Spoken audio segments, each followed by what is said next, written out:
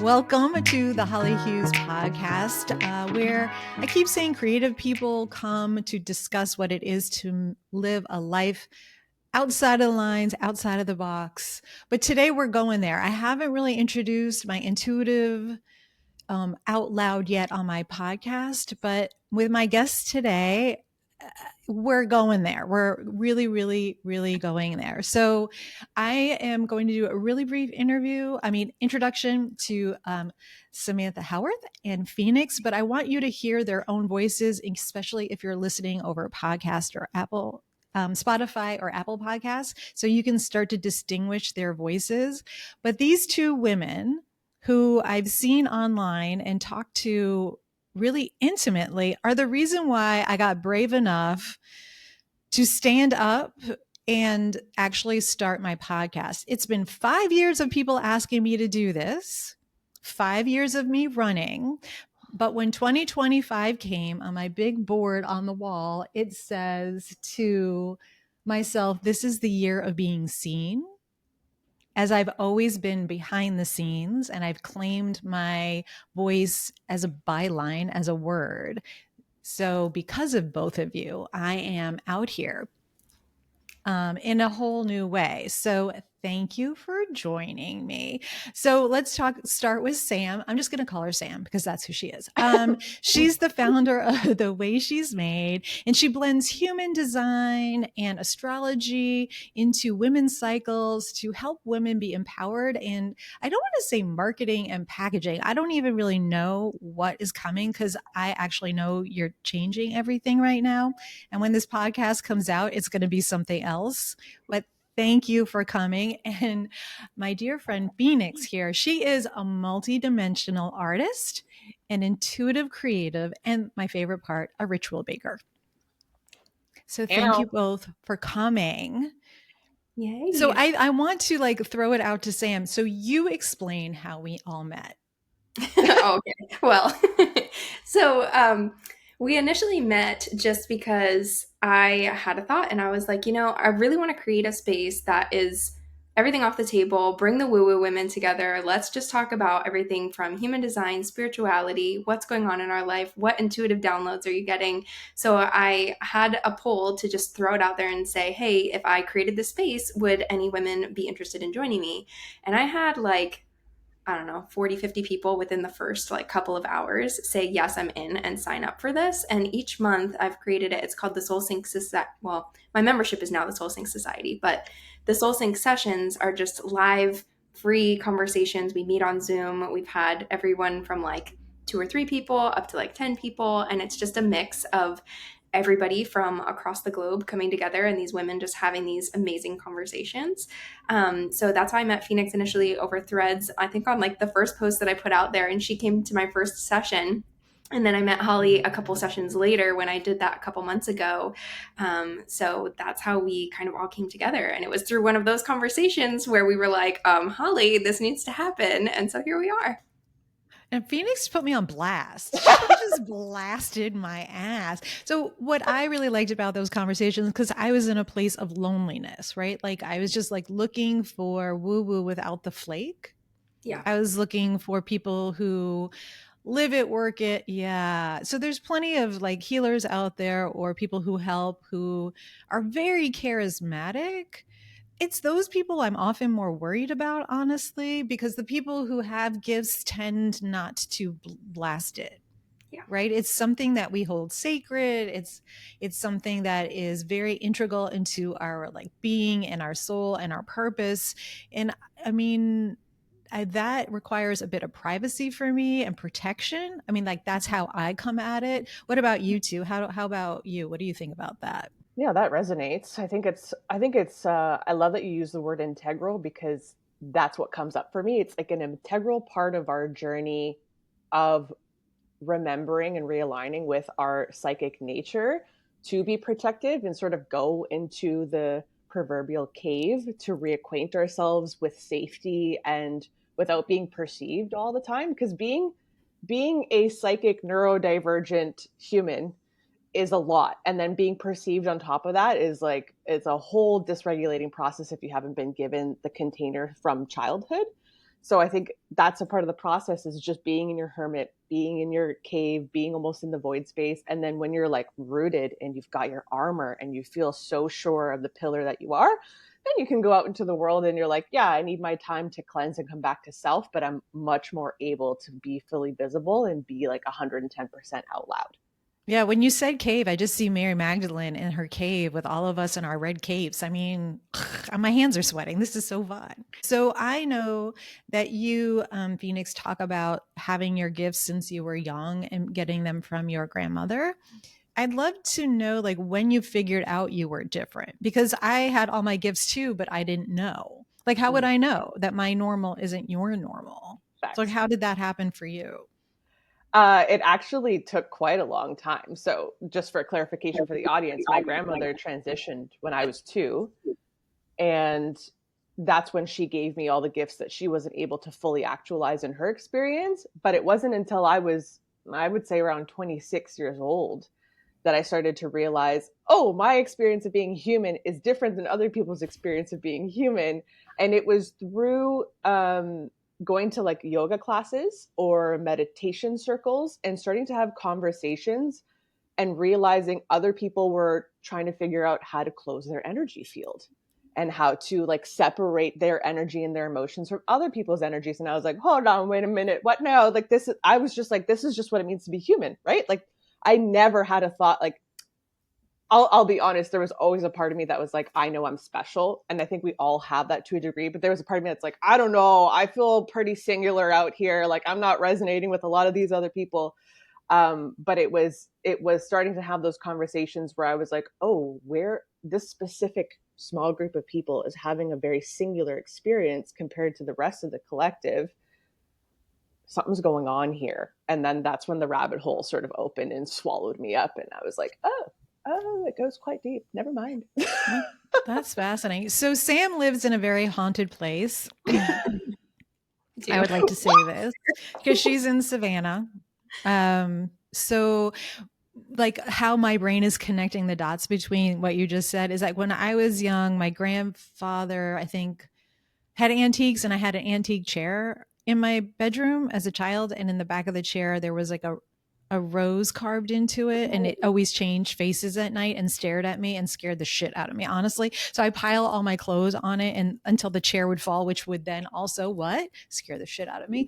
So so I had the ability to like see things, and I didn't tell anyone because I was so afraid. And then I had my own, I think everyone else calls them imaginary friends, but it wasn't. It was a voice that spoke to me every night to help me through my fear, and then also say goodbye to me. And so that was my normal. What about you, Sam? Did you have any kind of experience like that? Because you're a human design expert. I'm wondering if your human design leaves space for that.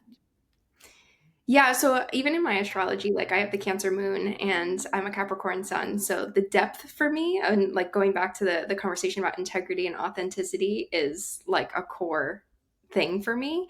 And I feel like for me, so one of my actual core gift in human design is inner knowing. So it comes up for me of like, I just know things. And I think it's similar for me where like I've always just kind of known things, or I've intuitively known those things. But for me, I kind of suppressed them throughout my life, and I didn't realize how I was suppressing them until I suffered from adrenal fatigue. Well, so I kind of suppressed everything my whole life. I'm just going to start from there.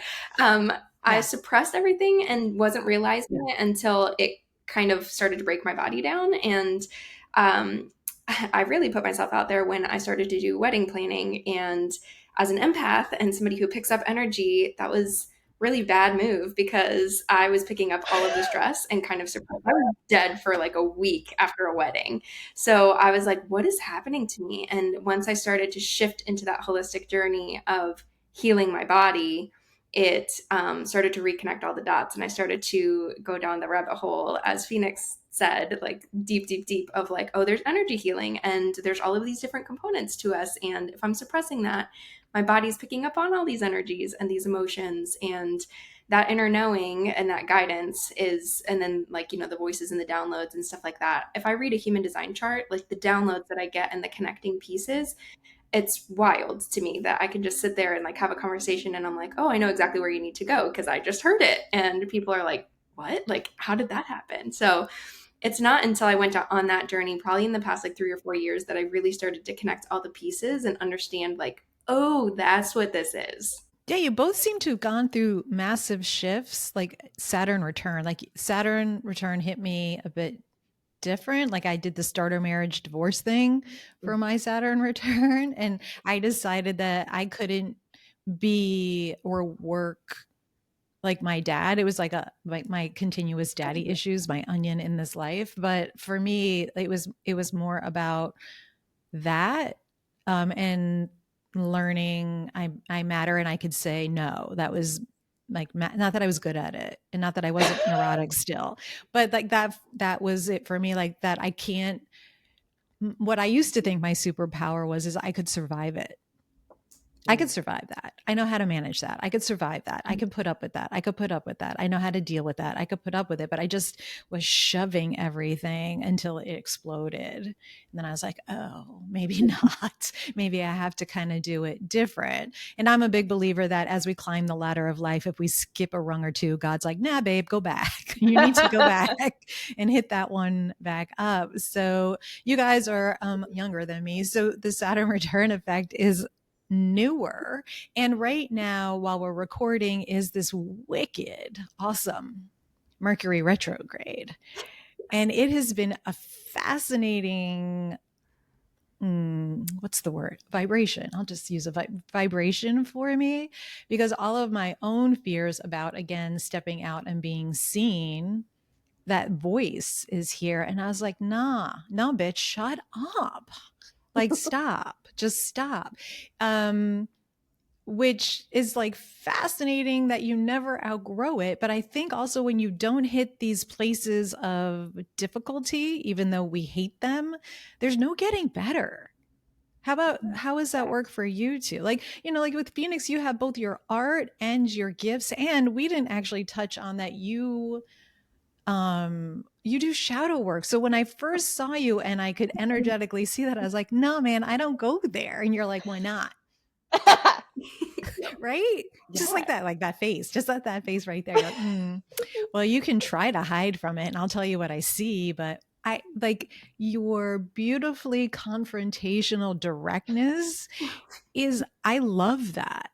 Like I will take that kind of communication all day long. So how does like Mercury retrograde and all of that and neurodivergence, like what does that feel like? Oh, wow. Okay, hold on. In a minute. That's a big question. First, I want to say that I have Mercury in retrograde in my birth chart. So this is like, I don't want to say natural energy for me, but it feels more familiar than when Mercury is direct, which I think is a little bit of an asset. So I'll take that. Thanks. And I also have Virgo in Mercury, and my sun is in Virgo. So me and Mercury are like, we're just homies, And so I think that's also where my communication style kind of comes from. It's like very direct. And I actually had someone say something to me recently, which I love, and I think I'm still integrating. But he said, "Whoa, you're like the communal acid. Like any sort of truths that are hiding under the surface, you just bring them right out, so everyone has to look at them." And I just thought that is you. That's the quote of that is you. Thank you. I love it. I think it's great. But there's a lot of pieces that are surfacing for me right now. So like for one, I want to tie in the web where Sam is a Capricorn sun. I have a Capricorn stellium. Sam is a Cancer moon. I'm Cancer rising. So we have like a lot of parallels in our ability to feel everything, but also our ability to root deeply into the physical realm because we're so earthly connected. So I think that combination comes through in how I communicate. I also have an Aries moon in Western astrology. And so what comes up for me internally is when I go into a space or I'm talking to anyone, I feel everything, like everything. Like I feel all your joys and all your greatest grievances, all your fears and your doubts, all your desires and your wants. And My Virgo is very eloquently organizing everything. She's like, la la la, this is here, da da da, okay, we're okay, And then my Aries moon is like, hold up, I just saw you limit yourself. I just saw you pull some bullshit. That's where you need to be bold, and you're deciding to hide behind a wall. I think that's the voice you used when you yelled at me. I don't know that I would say I yelled. No, it was good. I have no out. problem with that. Like my husband, like when my mother comes to visit my home, she can't understand how my husband and I communicate because we're super direct. We don't like, even when I say I love you, I'm pretty direct. Like I don't have to smush it, wrap it in bubble wrap. And I mean, flowers are lovely, but I want to just tell me. I want to know what's up. So you guys are all in this grounded. I'm an Aquarian with a Cancer rising and a moon in Pisces. Oh, I know. So we're this beautiful like balance right now. Maybe that's why I'm like sweating so much. That's maybe why you make me feel so dizzy. Like like all morning I've been like, I don't feel my body. Yay, let's not bump into anything. Da, da, da, da, da.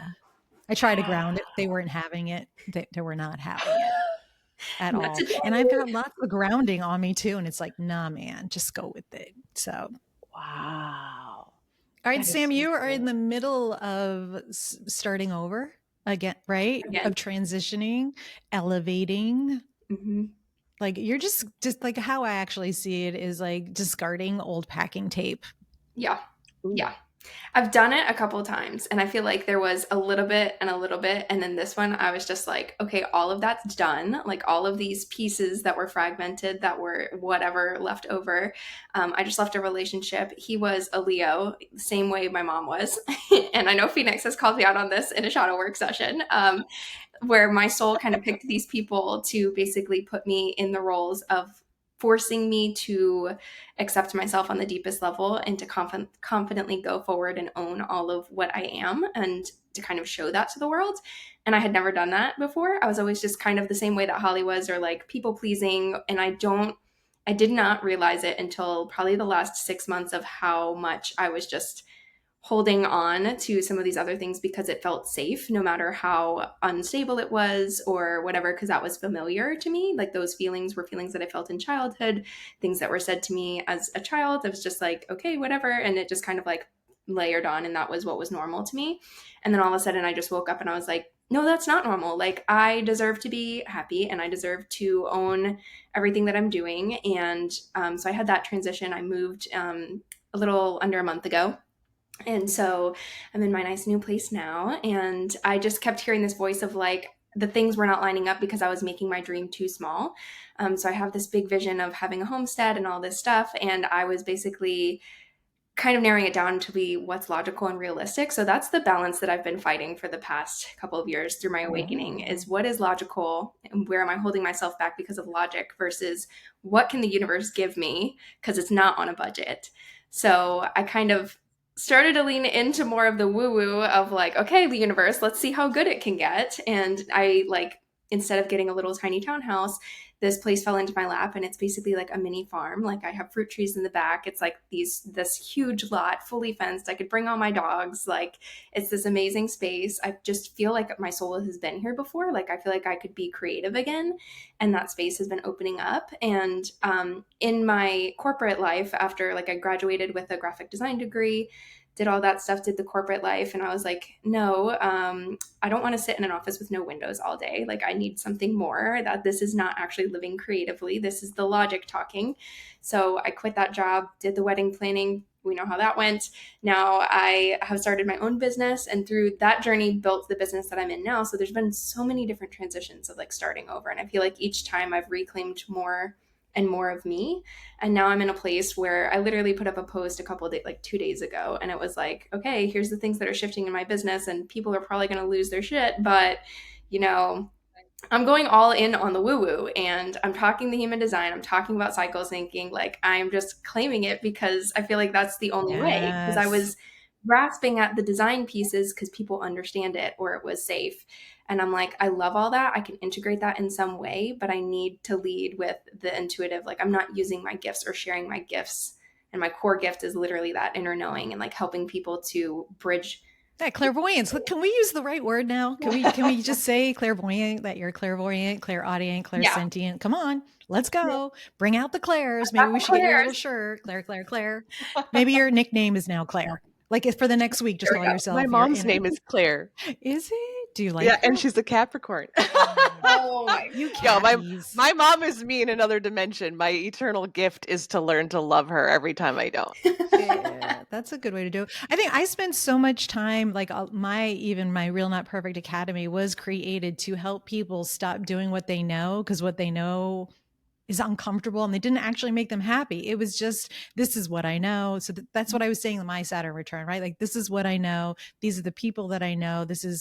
I know how to love really hurt and broken people. I can, like, that was, I was like, nah, man. I mean, I have to say, anyone listening, just because you heal, it doesn't mean that your taste or your sass or whatever goes away. Because I like edgy people. Mm-hmm. I do. I like really nice people too. But, I feel like I can get down and sarcastic with like edgy people without hurting their feelings. So that is still something that is part of my life. So I think people think if they heal, they think they're like all kumbaya and om.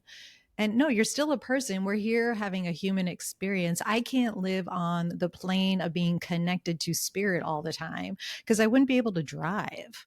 Right? Like, I would be like, I used to have bruises all over my body, and I get healers like, do you walk into shit? I was like, yeah. She's like, you got to ground. I'm like, why would I? Why? Right. So, which is the irony of probably why I dance so hard. So in those hours, I was really physical. And then I was like, la, la, la, la, la. I will be out here and it will be awesome. So, wow. You and Leo's though. Fascinating. I want to extricate that for you so bad. Leos are awesome. They are amazing.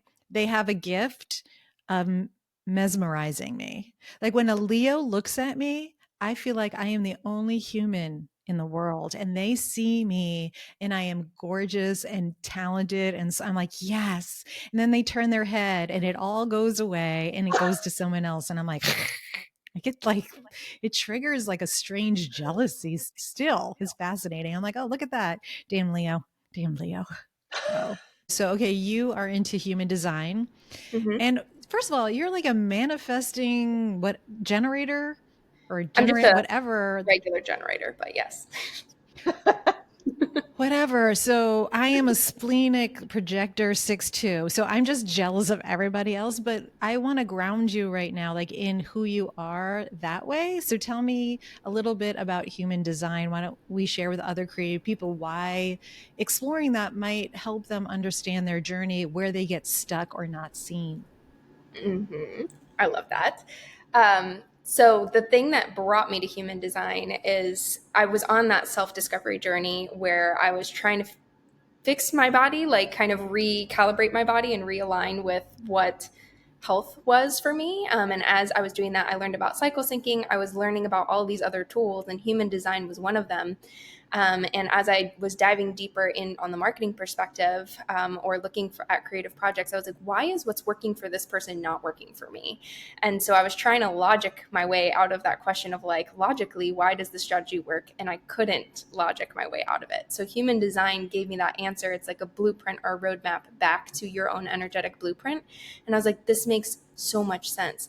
Like, logically, was my job draining me because of what I was doing? Was it physically demanding? No, but I was drained by the end of the day because it wasn't lighting me up, because I'm a sacral generator. So those different things are understanding who you are and those different gifts that you have, for me, is the way back to yourself and back into your body, so that you can then be that creative person. And it gives you like a permission slip to live the most authentic version of you, because you're able to tap into that. But it also gave me a system where I could be like, oh, these are the things that work for me. And so it gave me something tangible to be able to tap into the intuitive side. Fascinating. So for people who don't know human design, so I like to confess that it's one thing I haven't gotten into because I have too many things living in my brain, and like learning that is just too much for me. Especially when I'm desperately still trying to remember all the Korean I've ever learned then forgotten again. But for me with you, I really want you to explain to someone who maybe isn't, it's not astrology, it's not tarot, it's I think you use intuitive gifts to be good at being able to explain it, but how would you explain human design to someone who's never heard about it? So it kind of blends all of those things. So for a lot of people are familiar with archetype tests. So like you'll do those in a corporate job or something like that with how am I designed to work? What are the things that make sense? Am I more organized and structured, or do I need more flow in my day, so to speak? And to me, it's kind of a more in-depth spiritual version of the archetype test, if that makes sense in a way, because it helps you to understand how are you designed to connect with the world, how are you designed to work, do you need more structure, do you need more flow or intuitive guidance, what are your gifts and your purpose, like those are all things that are layered into it, and it pulls from astrology, the I Ching, all of those different pieces, so it has a very spiritual essence. What I like about it is like I plug in my birth date and it tells me all of these things. When I do an archetype test, I'm like, did I answer that question correctly? Or I could kind of see A and B in these options, and I kind of like go down that rabbit hole. For me, it like takes all that away because it's just taking that energetic blueprint snapshot of who is Sam on this perspective as a soul. What made you shove yourself into a corporate box to begin with? This is the thing, right? Phoenix and I are staring at you, and I'm like, I still see like the weight of this building on you. Like my shoulders are hurting looking at you. Oh, my shoulders are red. I just like, sorry. It's interesting to read you because you're kind of blurry, honestly, on my screen, but that's part of the magic that we're sharing. Oh, look, you just cleared up for a half a second. This is going to be fun. I think for me, I don't understand, like, I don't know what responsibility made you think corporate was the only way to go. And I'm just going to throw this out there as a woman who doesn't speak corporate and never wants to. Like I never really want to. I'm so curious what your words and how you would describe things from that emotional stomach thing that you have, as opposed to the thought. Does that make sense? So explain the difference between like the gut feeling versus how I know when I'm in my head. Yeah. Like, cause I think what the thing is, isn't even gut. That's your emotion. You're defining your gut as a physical trait of your body, where to me, it's where you're holding your emotion and your psychic connection. And when I got really good at connecting to spirit, it was from that, and doors literally opened. They shot out of me and opened, as opposed to going up and out.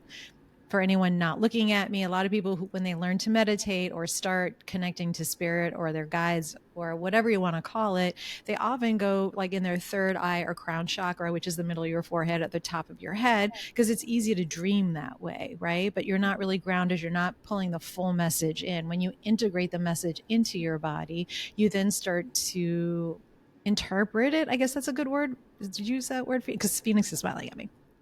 It's not Vanessa. I'm just going to call her Vanessa. But like when I finally learned to go here in that space, and all your insecurities and all your fears then go away, and then oops, I hit my mic. Then it just opens.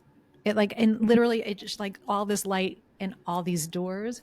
So I feel like you still think you have to show up looking and doing it a certain way. And I just want to take a bat and smash that around you, and then your homestead will just like go, it'll just grow like an Eden. Maybe you should think of it as your new Eden. Yeah, I love that. I think that's true because like I've felt that I can kind of bring in, like when I get the downloads, I feel it where I'm like, okay, I know that, and I know it very easily for other people. So if I'm like doing a reading or I'm having a session with a client, I can connect all of the dots. And so in my human design, I have a triple split. So sometimes I know when I'm in my head, when I'm trying to connect the dots and I'm doing it logically, and I'm not grounding it. Like it's not grounding all the way, where it gets like stuck at some point and I'm like, okay, it's not fully integrating. And I can feel that moment. But if I'm even sitting in a coffee shop, like I work really well in a coffee shop because the energies around me kind of help me to just connect the circuit, if you will. Like it's just, I can pick up on the energies around me, and it's just like, oh, okay, like I can get these things done. I feel like I can integrate it more, if that makes sense. That's fascinating. I can't. What about you? What about you, Phoenix? Like coffee shop work? I mean, like that sounds hard for me. It depends on the work that I'm doing, like the nature of what I'm working on, because for me, in some cases, as a neurodivergent, body doubling is helpful for me to focus. And the specific gates and centers that I have open in my human design chart, I need someone who has like a defined heart center, for example, to be around. And then I'm like, oh, I can focus. Someone else's energy is mirroring to me what it feels like to be consistent in this energy. Whereas if I'm by myself, I kind of just, I float a lot. That's fascinating. I'm the opposite. Oh, that's beautiful. I love that for you. Like when I'm around, if I go to a writer's workshop or something like that, I'm around like-minded people that way. It's pretty generative. I get jazzed, but I also inherently get drained. Like I have to be so protective of my energy. So that's fascinating.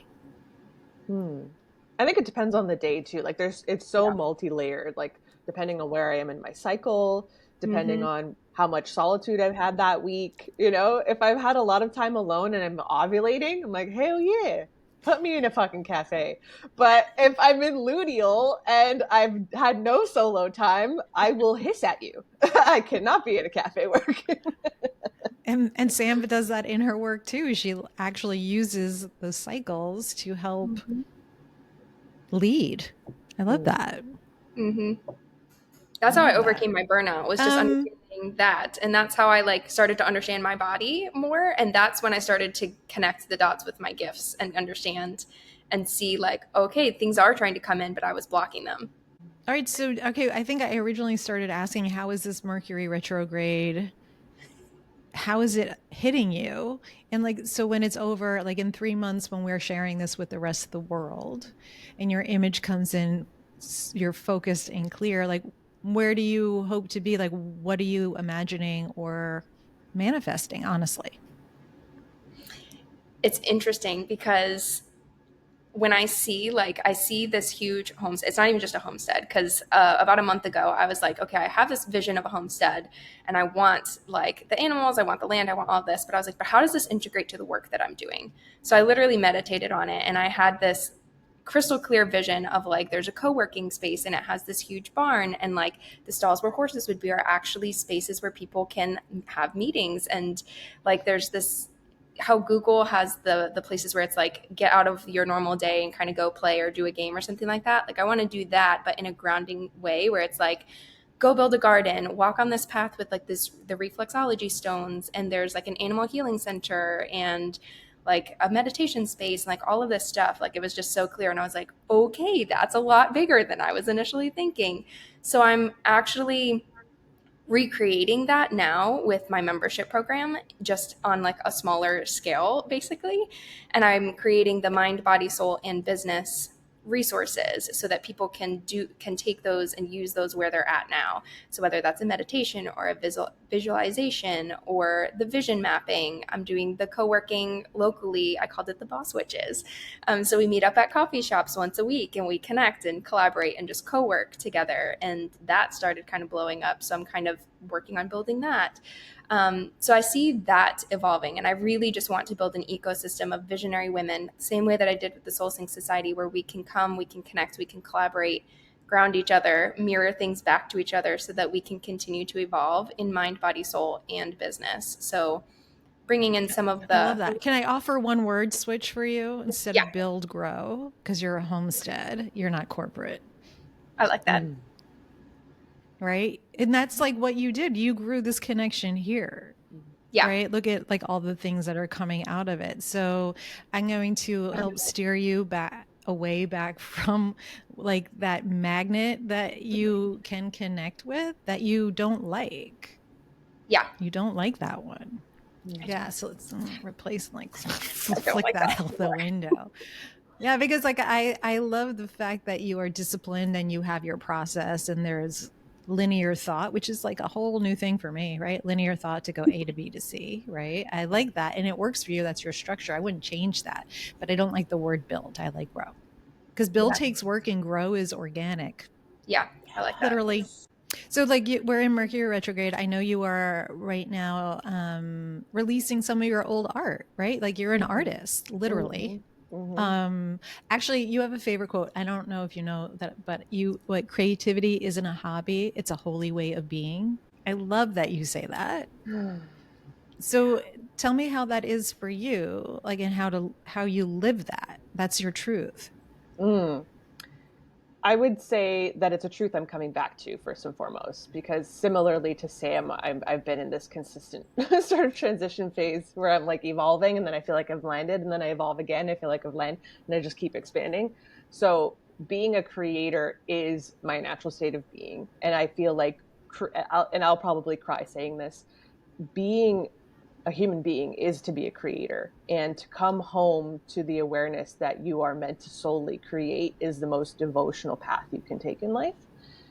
And the way my human design is set up is that I am here to solely follow what lights me the fuck up, and pick it up and drop it as quickly as it no longer lights me up. It doesn't matter how lazy or inconsistent or fickle I may appear on the outside. Like, my role really is to create, and the second something stops lighting me up, to let it go, and it doesn't matter. And so what I've been sort of coming home to in this past year of deaths and rebirths ad nauseum is, where am I creating because someone else told me that's how I should create, or that looks valuable or productive, versus I just want to create because I actually just want to create. So for me, it's been coming home to like waking up every morning or every rising and feeling into my sacral, because I am a sacral authority. What do I want to, what feels delicious right now? What feels delicious to do? Not what sort of list do I have to make? What are my to-dos? What would be the most what would create the most results? What would be the most productive? So I just tune in, and really it looks a lot like, I'm going to get up and the first thing I'm going to do is make a cup of cacao and make myself a protein smoothie. I'm going to go sit in my garden, and I'm going to do yoga, and then I'm going to meditate, and I'm going to talk to the trees, and I'm going to flirt with the butterflies. And then I'm going to come inside and I'm going to make a loaf of sourdough bread. And then while the sourdough bread is proofing or fermenting, I'm going to come work on the paintings that are currently channeling through. This one's really potent. I hope you guys can feel it. And then I'm going to feel into my sacral again, and oh, my body's hungry now. So let's go create something cool and fusiony that's from the cosmos and from like the kitchen angels, and is going to really nourish my body for what it needs right now, but it's also going to nourish the artist in me. That's like, what happens when you throw those two things together? And that's just, for me, that's what it looks like, is constantly tuning into like what's alive and what's lighting me up. And really it's like to be a creator is to be a channel. So to be a human is to be a channel. So people that are in like the idea or the illusion that they're not a creator or a creative or a channel is just fundamentally a lie, because everything is energy. And these creative ideas or these creative urges, these energetic pulses, they're waiting for us as grounded human pillars, physical beings, to receive them and then birth them through the canal of our existence. And so I'm just constantly coming back to what wants to be birthed in this moment. How do I be the greatest channel, the greatest bridge, the greatest mother I can be, that is fulfilling and nourishing to me, but is also what is of highest alignment for the planet that I'm living on? And that's just it. Like, how can I be so devotional? Oh, just that. How can I be the highest for my planet and myself? And no, there's no just in that sentence at all. That's massive. And I think I would have quit like halfway through that. Like, you're like, I don't have a to-do list, but that's my Mercury in Virgo, though. Like, here, how can I explain it ad nauseum so you get it? It's that Virgo rightness. I get it. I like it. Actually, what I really appreciate right now from my view of seeing you is your two pieces of artwork behind you are like yin and yang, because they split you. Like they're like, right down the middle. Right, you must have done that on purpose. I was like, that is super cool. Happy accident. Meant to be. I like that. I like that. Has your connection to spirit ever gone away? Oh, yeah. I love that you answered that question, because I've gone through a couple of periods of time where I joked and said like my Wi-Fi signal was cut off and I can't get back online. But last year around April, I got back from Costa Rica and everything came to a halt. And Sam has sort of like an intimate view and behind the scenes of my experience there, but it really just, I was completely, I don't want to say severed because that's not true, but that was the experience that my human had. And it was an opportunity for me to go back into the roots of my belief system, but also it was the ultimate opportunity to understand what surrender really means. Because I feel like as humans, we think we know what trust and surrender look like or what it's supposed to feel like, but it's always in conjunction with, oh, here's the idea that I have, or here's the vision of how I want things to go. And so I can surrender into my manifestation coming in how I envisioned it. But when you're completely blind and you can't hear and you can't feel and you can't see, can you actually trust and surrender then to the plan that's not yours and doesn't make sense? And that was all of 2024 for me after April. Yeah, I have to say, like, I've been in a void for a while. It's been kind of fascinating, like, in on a roll before, prolific writing, prolific with the client, like doing all the stuff, doing all the corporate work to make my business actually be a business, right? Because when you're woo-woo, I was like, well, this is how other people did it. I guess this is how I'm going to do it. And then 10 years later, I'm like, nah, I'm done with that. Like, that's just not going to work for me anymore. But then what? And not having a clear idea or not getting messages. Like, I could read everybody. I can look at myself and they're like, nanny poop. Like, they're not giving it to me. Like, they'll give me inklings or feelings, or not that I don't get messages. Of course I do all the time, but not like, okay, Holly, so I highly recommend, probably because I wouldn't listen, honestly. Like, probably I'm a bit stubborn. Maybe. That's kind of funny to have that self-awareness, like, on a podcast about myself. But sometimes I would just be like, yes, if you just do this, it will be okay, as opposed to certainty and surrender, which is, I used to imagine a cup, right? And then the universe was filling my cup. And then I was like, oh my gosh, my cup is too small. I'm going to make it the size of a house. And then can you hear the roaring laughter of my angels behind me? They're like, a house? That's still too small, Holly. But the house to me was big from where I had started. Like, because I'd imagined a goblet, right? And then my house became the goblet. And now I'm kind of like, oh, what if my soul is the thing that is receiving? Oh, it's a whole other...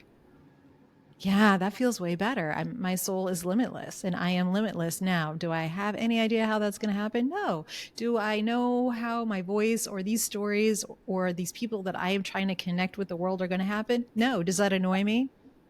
Fuck yeah. It bothers me to no end. I'm always in the back of my mind thinking, how do I do that? And how do I connect? And how do I do this? And what if I did this? And how if I try that? Could I have da da da da da? And then my husband usually looks at me and says, oh my God, I called him my husband, Man Candy, looks at me and says, aren't you going to stop? You need to stop. And I'm like, what? He's like, I could feel it, And I was like, Manky, like, the wheels.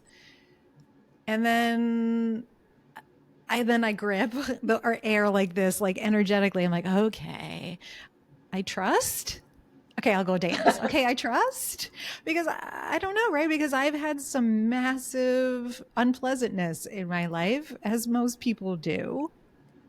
So, like, I know not to make strict plans because God cracks up, stamps his leg, pees himself, and then they're like, okay, or this, just saying.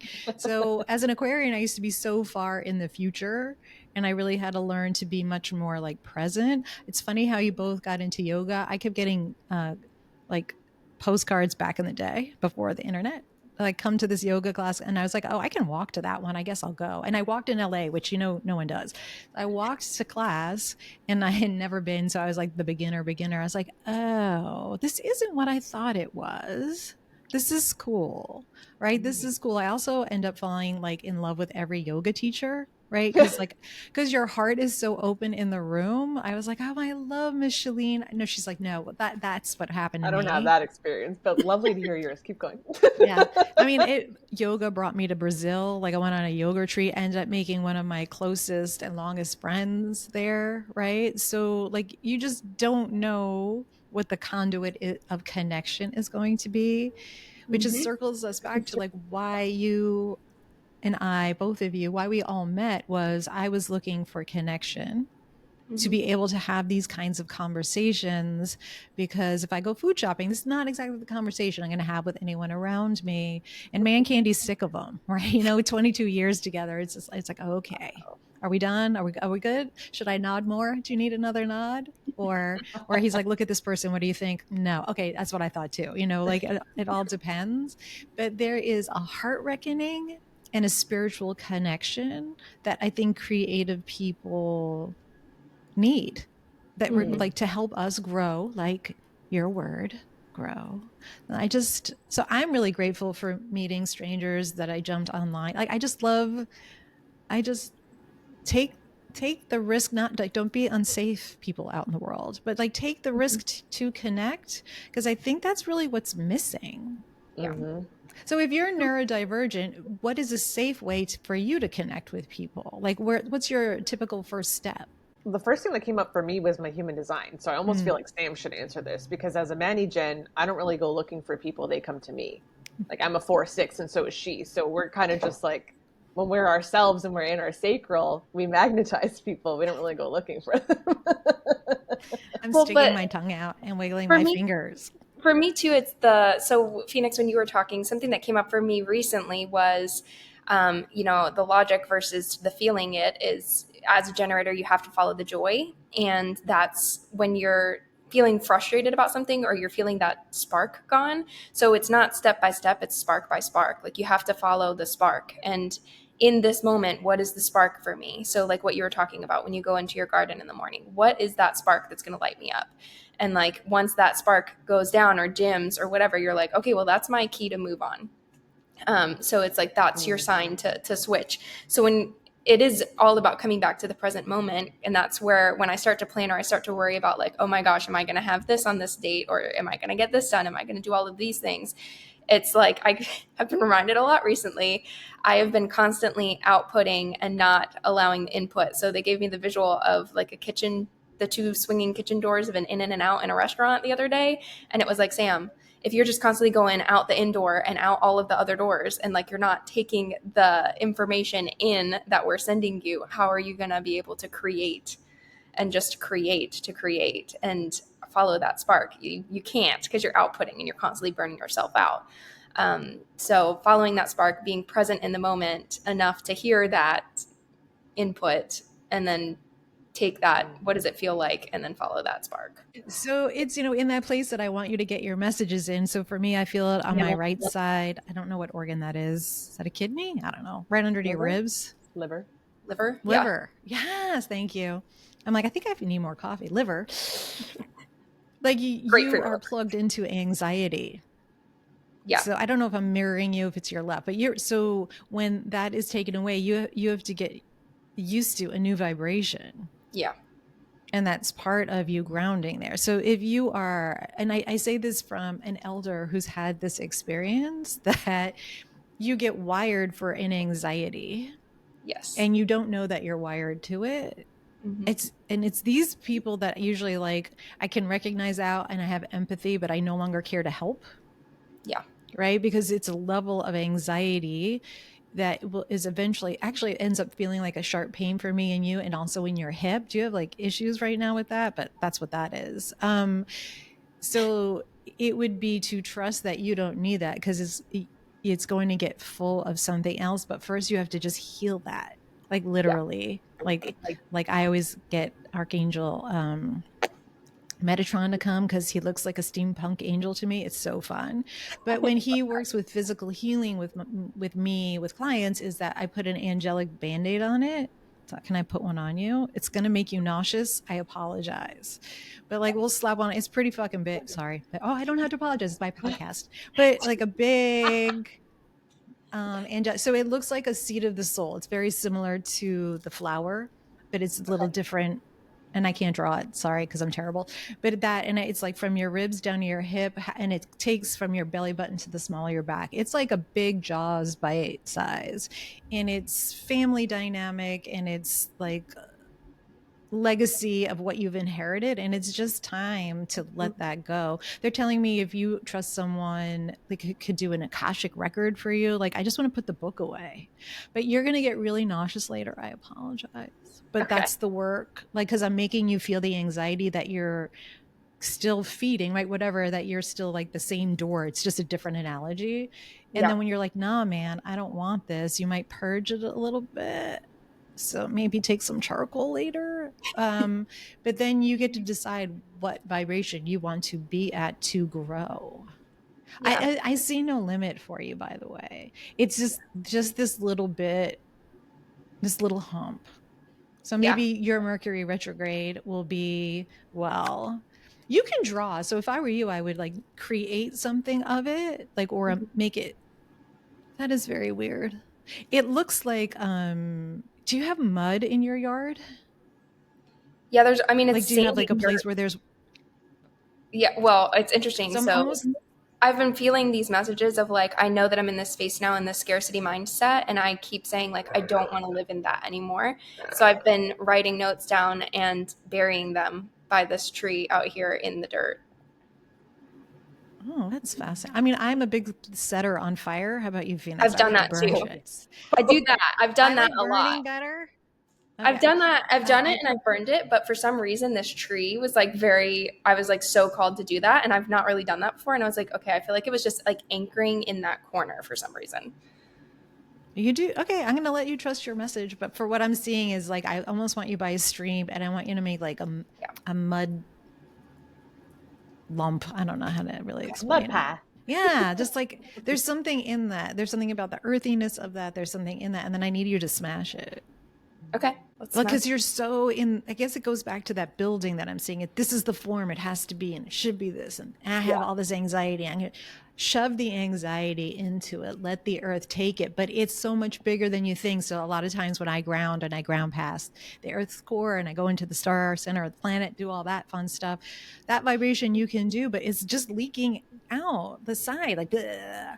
So for me, I want that Band-Aid to hold it in, and that for you to like, maybe this mud pack needs to grow a little bit. Like I'm feeling anxious now, and like just let all that emotion, that pissed off, wasted time, bullshit, like all of that, because you're sweet, right? You look so sweet.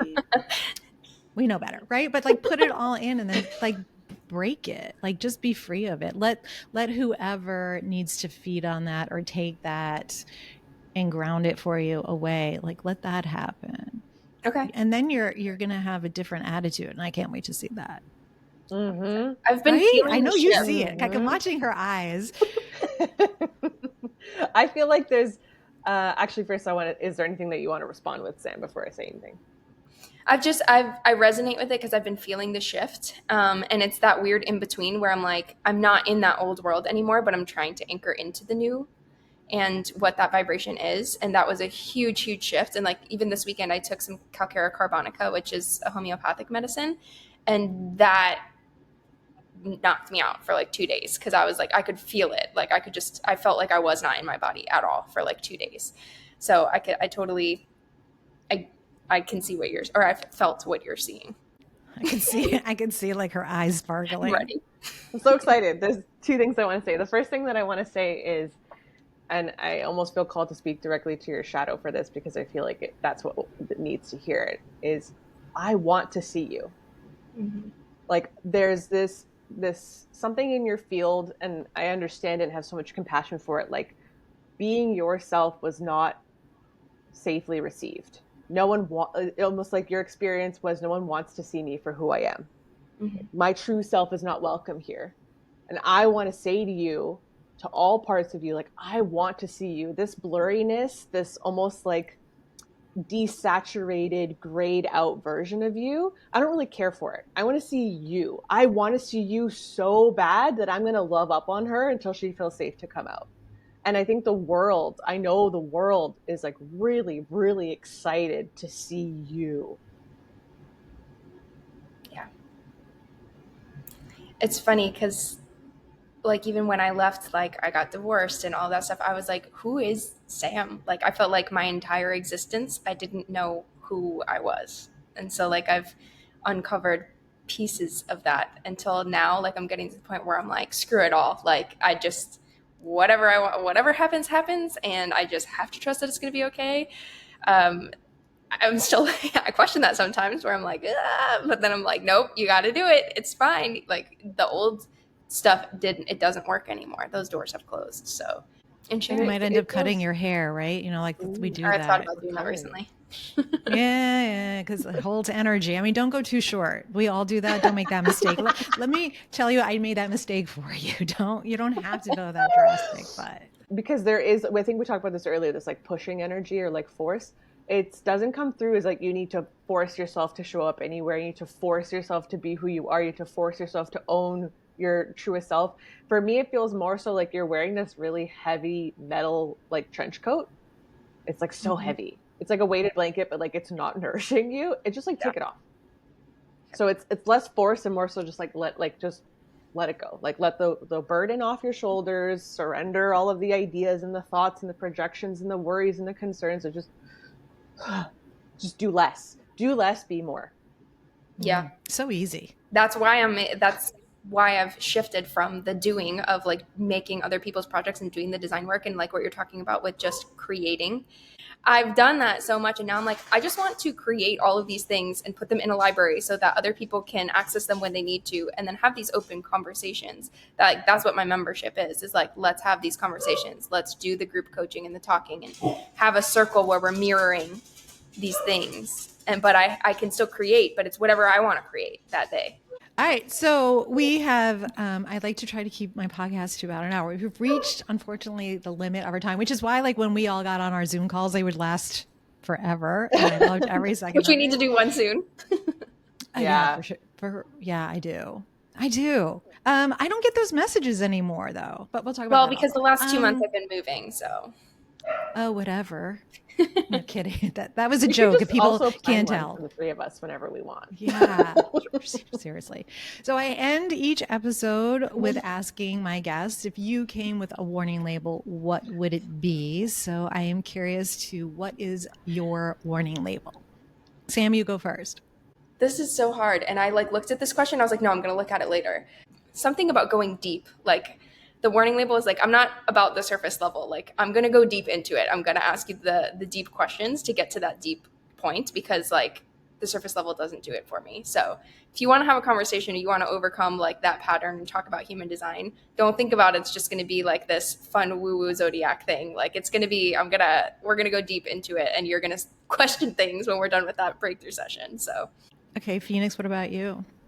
Okay, I'm gonna take up a lot of space here for a second, because the first thing that came through when I thought on this was, I'm like Buckley's, tastes awful, but it works.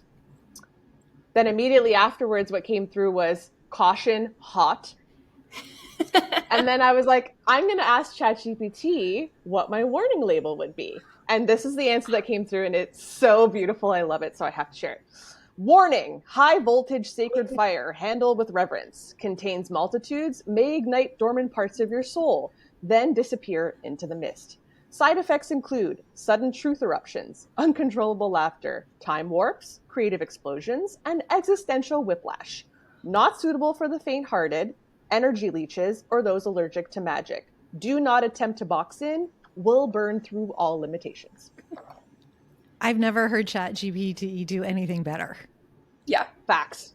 So perfect. That has to be everywhere. Thank you for sharing that. So I want everyone also to know like where to find you.